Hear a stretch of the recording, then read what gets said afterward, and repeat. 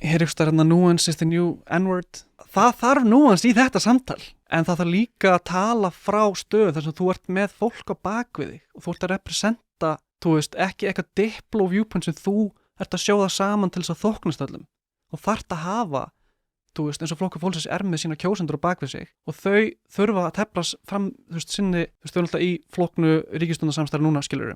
Það kannski aðeins besides the point, en bara aftur, þú veist, að eflingu, skilurðu, sem ég fylgist bara mjög mikið með. Bara þegar að Sölvi Annar að segja eitthvað radikal sem að fer öfugt onni í miðjuna og kratana og eitthvað svona, þá bara kemur hún og doblar down vegna þess að hún er í svo nánu samtali við fólkið sitt og hún segir bara fólkið í Eflingu, það er bara fullt af ílsum með fólkið þar, bara, og ef þau myndir heyra það sem þeir að segja og þau eru útlendingarnir sem við erum að tala hérna, skilurðu, þá bara verður þau örugglega í sjokki og svo segir hún eitthvað það sem maður er bara lengi að einhvern veginn kannski meðtaka það og svo fattar maður bara, þú veist, hún er með einhvern bakvið sig, skilurðu, hún er að tala um þessa hluti af, ekki bara þekkingu heldur af, þú veist, af stað þar sem hún er með backing þessa fólks, skilurðu. Með viktina.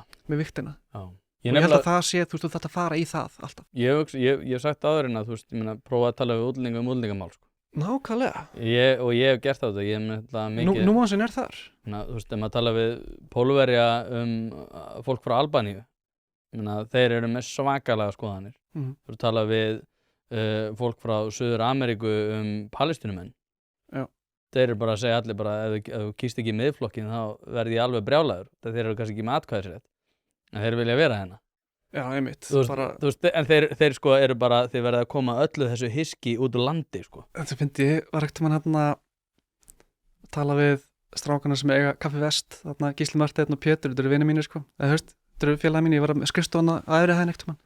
Þakka þér kærlega fyrir að hlusta á þennan stutta bút. Þú getur nálgast þennan þátt og allt efni hlaðvarpsins Ein Pæling á pardus.is/ein pæling.